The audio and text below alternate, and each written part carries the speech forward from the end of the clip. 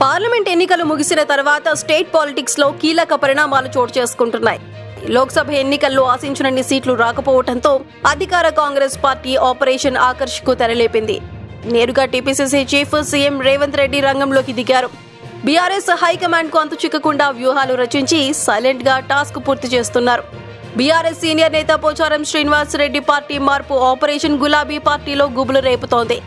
ఎలాంటి అనుమానం రాకుండా ఒక్క లీక్ లేకుండా పోచారం పార్టీ మార్పు ఎపిసోడ్ ను కాంగ్రెస్ పార్టీ కంప్లీట్ చేసింది.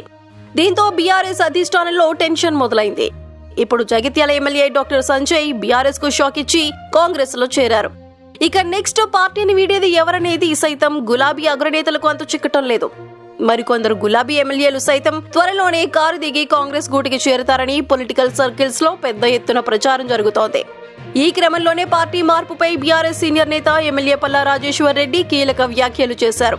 ప్రస్తుతం అమెరికా పర్యటనలో ఉన్న Palla Rajeshwar Reddy meet and greet కార్యక్రమంలో పాల్గొన్నారు.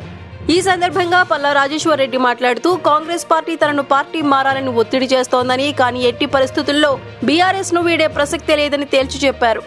పార్టీ మారేందుకు ఒప్పుకోకపోవడంతో కాంగ్రెస్ పార్టీ అధికారంలోకి వచ్చిన 6 నెలల్లోనే తన కుటుంబంపై ఎన్నో అక్రమ కేసులు పెట్టిందని మండిపడ్డారు. కేసులు, అరెస్టులు, జైలుకు వెళ్లటం తమకు కొత్త కాదని, ప్రత్యేక తెలంగాణ రాష్ట్ర ఉద్యమ సమయంలో ఎన్నోసార్లు జైలుకు వెళ్లామని చెప్పారు. ఎట్టి పరిస్థితుల్లోనూ కాంగ్రెస్ కు భయపడేది లేదని తేల్చి చెప్పారు. ఎన్నడూ ఇలాంటి కక్షపూరిత రాజకీయాలు చూడలేదని ఆగ్రహం వ్యక్తం చేశారు.